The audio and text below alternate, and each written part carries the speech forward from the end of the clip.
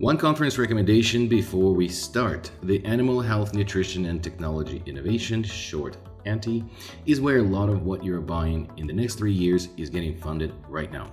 Learn more about anti-us.com and use code VIP10 to save 10% on registration. It's the biggest concentration of innovators in the industry, and I'm excited to be amongst them this year. I'll be there pitching in the Innovation Showcase with Serenity Vet, our operating system for relief management that helps clinics take control over one of the most expensive and least optimized parts of their operations, labor. So use the code VIP10, save 10%, and if you're going, drop me a note on LinkedIn. I'd love to meet you there. You're listening to the Veterinary Innovation Podcast.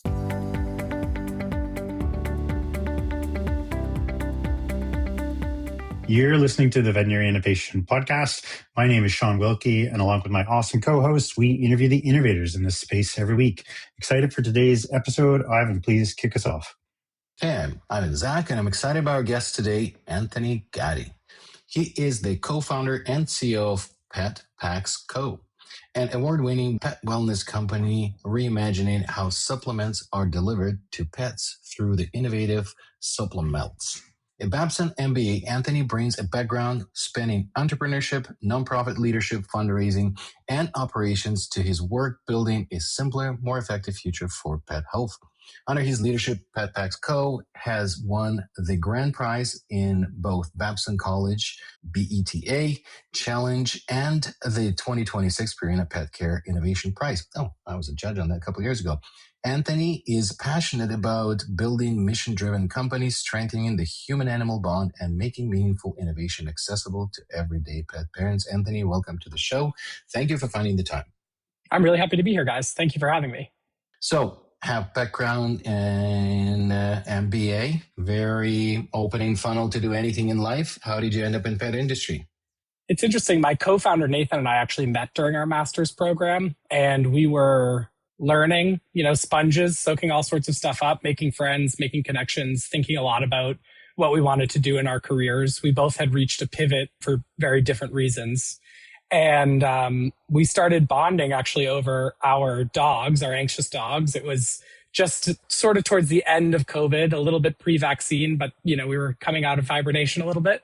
And we both had pretty anxious dogs. My dog had been well socialized prior to COVID, and then throughout COVID had gotten sort of more poorly socialized just because he didn't have access to other dogs. And Nathan actually had adopted some COVID dogs, which was a big thing, as we all know, in the pet space. And we just started talking about the fact that we both have these anxious dogs, and we'd spent thousands of dollars on products that didn't seem to work for them.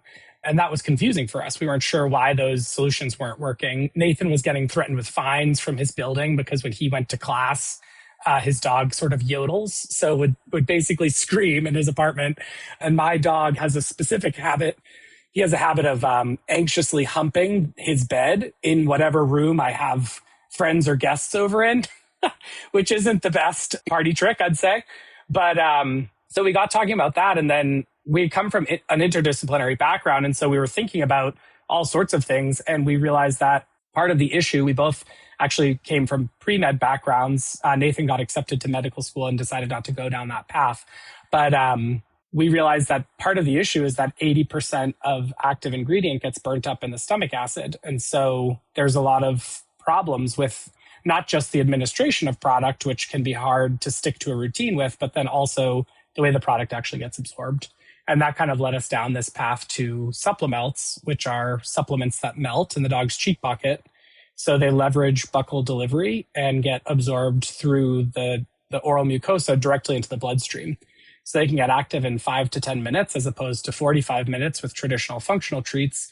But also they have functionally 0 calories, which is great because obesity is a huge problem with dogs, and anxiety and stress are comorbidities for obesity. And so when you're giving your dog 4 or 5 or 6 little calming treats that have quite a few calories and are full of fillers actually, and sometimes don't even really help your dog calm down, Zen Melts are a great alternative to that. And then the rest is sort of history. We sort of had good success selling the Zen Melts and realized that oral health is also a big problem and started to build our innovation pipeline from there. That's amazing. Well, congrats. It sounds like you've been on an incredible journey. we're on a podcast, which means no pictures, no video even. So help our audience understand exactly what it is that you do. You've mentioned the two kind of like, I guess, flagship products, but let's get down and dirty and talk about what these products are and what they actually do. Sure, yeah, absolutely. So if you can imagine in your mind's eye a Listerine strip, which anyone from the 90s would know about, it's kind of like a thin, like wafer almost that melts on your tongue. What we do is we microencapsulate active ingredients, nutraceuticals only, so no CBD or pharmaceuticals, and we more or less bake it into that film, and then it's cut into a tiny square, and you lift your dog's lip and you stick it above the on the gum line above the teeth. And then you gently rub the muzzle, and that helps it to start dissolving and getting absorbed through the oral mucosa. So it's basically a Listerine strip with active ingredient. You lift the lip, you stick it above the gum line, and then you rub the muzzle, and that's how it starts to get active. So that's what we do. That's one of our products, Supplemelts. And the idea here is that, first of all, solutions in the pet space have gotten, as a pet parent myself, my co-founder Nathan and I are both dog dads, we hear about different people's routines and we say to ourselves, that's great. I'm thrilled for your dog that you're able to spend that time doing that. But also as busy professionals, we want to be doing the best that we can for our dogs, but also have a routine that works well for us, that fits into our routine, and that can happen every day. Because especially with nutraceuticals or natural solutions, holistic solutions, it's as much about the routine of doing it as it is about the product. You need to give that product regularly for it to have any benefit. And so we wanted to have a solution that would take truly 5 seconds or less. And that's what Supplemelts are. You lift, stick, rub. And I have a video of me giving one to my dog while he's chewing on a toy, and he doesn't even have to spit the toy out for me to give him his dental melt, which is his oral care for the day, which is pretty incredible when you think about the powders and the water additives and the, the various functional treats that I put that in air quotes that you didn't see, but functional treats that your dog might chew up some of it and spit out or whatever. They can't actually not take the Supplemelt once you get it on their gum line. It's so cool. And I'm a cat dad, and we travel a lot, and our cat's been on a plane more than any cat that I've ever met in my life. Maybe Dr. Ken's cat from Healthy Pet Connect. Bug might be on the plane more than Mia, but a lot. So what about cats? Great question. Yeah, we're actually right now doing R&D on our Supplegels. So Supplemelts aren't the right format for cats necessarily. As a cat dad yourself, I'm sure you know, digging around in a cat's mouth is a recipe for a nip, I'd say, and a little different than dogs. And they also have much smaller cheek pockets, so it's not as much real estate. So we're actually in the middle of R&D right now for a Supplegel, which would be a functional supplement that is, cooked into a mousse, a fish paste or a mousse to help. And it would be in those same two verticals because these are such high pain point areas for pet parents. Calming a cat, calming a dog is really challenging. And then oral care for cats and dogs is also really challenging. I mean, 80% of dogs, you guys know this and probably a lot of your listeners do, but have some sort of dental disease by age 3. And our vet partner who sits on our board and helps us with our formulations says that all dogs will die with some sort of dental disease, but some dogs will die from dental disease. And I think that a lot of pet parents don't understand that the gums are sort of the front line of defense for bacteria and other issues. And that's why good oral health for your dog is so important. So that's really cool. I'm trying to understand what is more, your innovation here, obviously the delivery mechanism. Then there's also 2 products that are serving specific purpose. From what I understand, one is sort of the calming, sort of the nutraceutical supplement that helps with anxiety, if I understand it correctly. And then there's a dental product. So is it the product itself that's moving your company forward, or the delivery mechanism, and there is a future to use it in actual medical application, and essentially any medication could be delivered through this mechanism, and you hold the patent and the secret sauce of selling it to other pharmaceutical companies that can utilize that? Because it's a big problem giving medications to dogs, but you can't just show it pills. And well, some dogs are dumb enough, you just show them, they will. But those are the good labs, and they will eat it. But some smaller breed dogs, they will chew around that hot dog and spit out the pill. So I think that would be a good delivery mechanism. So where's the future? Is multi-product that you make, or license this to others to deliver medication? Yeah, I mean, in our immediate innovation pipeline, we have multiple products that we want to launch still in that nutraceutical space. So joint health, fur coat and nail health, some other solutions like that. But then long term, I think that there is a potential for this nutraceutical vehicle to become a pharmaceutical vehicle. Obviously, there's a lot of things that are different about nutraceuticals and pharmaceuticals. One of the main things is the taste of the pharmaceutical can be extremely bitter. And that's challenging because depending on what you mix that with, you can actually kind of null out the effect of the pharmaceutical.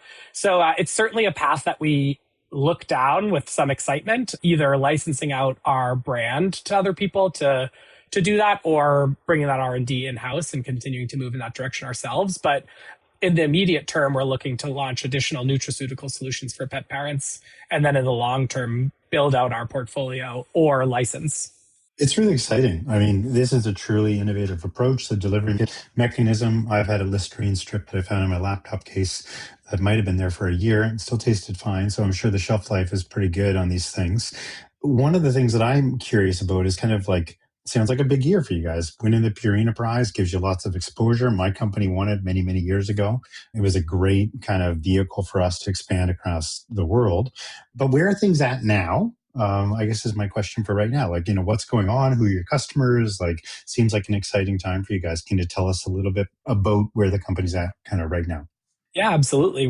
It was extremely exciting for us to win the Pet Care Innovation Prize this year at Global Pet Expo. There were, I'm not sure how it was when you competed for that, but they had over 300 applicants internationally, and they funneled that down to 30 and then to 10 and 5 finalists. So we met those 5 finalists. We flew out to Purina for a boot camp. It was incredible. We had some really wonderful conversations with the C-suite at Purina, behaviorists, vets. The access was awesome, and they're so supportive over there. And then at Global Pet Expo, in front of a live audience, we had a pitch competition between those 5 finalists. And each of those companies from the 2026 year are incredible, and they're doing amazing things. Their founders are awesome. I'm thrilled to have them in our network. And it happened that this year, PetPax Co took home the grand prize, which we're thrilled about and do think we deserve. And that doesn't mean that the other teams didn't deserve that as well. But it's been huge. Yeah, we've gotten some incredible exposure from that. We've been able to build stronger relationships with Purina. We're building out other relationships with strategics. We've had wonderful conversations with investors coming out of that, especially as we're growing in the pet space and showing that we have a much larger plan than a single product or a single solution, that we're really thinking about solutions for pet parents differently in the pet space. And I think that that's been met with quite a bit of excitement, both from the larger industry and from our consumers. And they're saying they want more from PetPax Co, and we're working to deliver that this year. So we're accelerating our R&D on our cat products because we've been hearing that for quite some time. And it's funny, Nathan and I think a lot about failure because there's so much rich data in negative reviews and also failing a product. And I think a lot of founders misunderstand failure, and there's this fear that failure is bad. And you don't want to end there, obviously. But there's so much good information available in negative reviews and in mistakes and in error that I think it's really important to look at those things. And it's in the year and a half that we were working prior to winning the Pet Care Innovation Prize that we spent all this time really understanding our customer, understanding what we tried that didn't work, and then adjusting our marketing and our offering to the market. That has led us to that success. And I think that that's coming through now to the larger pet space. So we're really excited. We've been selling direct to consumer up until this year. We've added a bunch of retail doors. Mostly we're partnering with groomers because they experience the exact pain point that we're talking about. They have an anxious dog on their table. They don't want to wait 45 minutes for the dog to calm down. They need the dog to calm down quickly. So they give a Zen Melt before the haircut, and then they give another Zen Melt before they cut the nails, which is another stressful moment for the dog. And that's been working extremely well. And then they give a dental melt before they send the dog home. And they tell the pet parent, give your dog a dental melt every day between the months that you're seeing me, because a lot of people don't take care of their dog's teeth, unfortunately, between vet visits or between groomers. And so the dental melt is a great solution for that. It has clinically validated ingredients that help curb the bacteria that cause plaque, gingivitis, and ultimately bad breath, but also it's minty. So it gives like an instant fresh breath payoff for the pet parent. And a lot of toothpastes rather, for dogs are bacon flavored or these other flavors that actually still don't smell great to us after we've brushed their teeth. So the dental melts are a great solution for that as well. That's an interesting side question, non-scientific, but obviously we would rather, have a minty breath on our dog than the bacon breath. How do the dogs tolerate it? Because it does have, I assume, a little bit of a minty taste as well that comes with it. Is there any issues with that? No, not really. I mean, some dogs really like mint. They'll nibble on mint just out in the wild, But the other thing about it is because of the delivery method with the lift stick rub, the dog can't actually spit it out. They don't have the same dexterity in their tongue as we do. We can lick our upper gums and our lower gums, but dogs aren't able to do that. And so they might sort of shake their head a little bit or something, but once it's stuck in there and you've rubbed the muzzle, it's pretty much in there and it's already starting to dissolve within 60 seconds. So there hasn't been many issues with dogs. Some dogs, my dog Pache, for example, he'll take it just like a treat. He'll eat it right out of my hand. And we've thought about that. We have a proprietary formula that we use, but we've thought about the palatability quite a bit in all of our formulas. So we add in some other things to cut what might taste a little bit more harsh to make sure that the dogs feel at most neutral or mostly good about the product. That's amazing. So 5 years goes by. It'll put us in the future. I'm not going to do math today on the show. 5 years goes by. Everything went right. What's the company look like? Well, I mean, I think we would have a full suite of our products, both in canine and feline. We'd also be building out into non-toxic toys for dogs. That's another big thing that Nathan and I are passionate about. A lot of these toys that come from discount places, we have no idea what's actually in them for our dogs. So we care a lot about BPA free for ourselves and all these new things that we're making sure in our water bottles and all these things. But we're still getting our dogs toys that are made, out of who knows what kind of rubber or plastic. And then I think to our conversation earlier in the show here, we'd be moving into the pharmaceutical. There's a lot of potential that we see in GLP-1s being delivered this way for dogs. Obesity, as I mentioned, is a huge problem for dogs. Would love to be on the forefront of doing the research to prove that this is a viable option for delivering that to our dogs. And then additional pharmaceuticals that dogs need on a day-to-day basis or on a monthly basis, but that are hard to deliver. I think that would be a huge step forward for the brand. But we really want to stay focused on the pet parent. So I could imagine that PetPax Co would have these sort of pet-facing brands or solutions, and then also vet-facing solutions.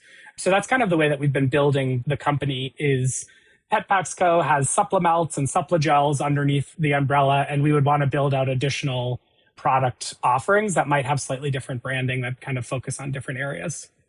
Awesome. Well, we run out of time every time, and but we always ask two questions at the end. The first one: is there a YouTube video, audio book? Is there book, physical book, because a rare thing these days, or anything that recently inspired you and you would like to share with our listeners? Yeah, absolutely. I can't think of the YouTube title, but I was recently listening to Yo-Yo Ma speak about performing. And he said that when he's performing, he's not looking to prove something, he's looking to share something. And I think that that's been a big shift for PetPax Co. When we first started, we were trying to prove something about our brand or our solution. And now it's working and we have hundreds of customers that are saying they love it. And we're just so excited to share because we know that this is a problem that pet parents have and we have a solution that's working really well. And so that's kind of how that has kind of directly connected to me, that shift. And also, I mean, Yo-Yo Ma's great. I'll listen to him anytime. That's amazing. Last question. Another innovator that you met along your journey so far in the pet health space that you think would be a good guest for our show? Absolutely. Yeah. I mean, someone that comes to mind right away for me is Jamie Smith. She was in our cohort for Pet Care Innovation. She also was in the Mars Leap cohort last year. And she's the CEO and co-founder of Innovative Pet Lab. And they're really doing some amazing stuff. Similar to PetPax Co, they're taking some things that have been successful in the human health space and applying it over here to the animal space.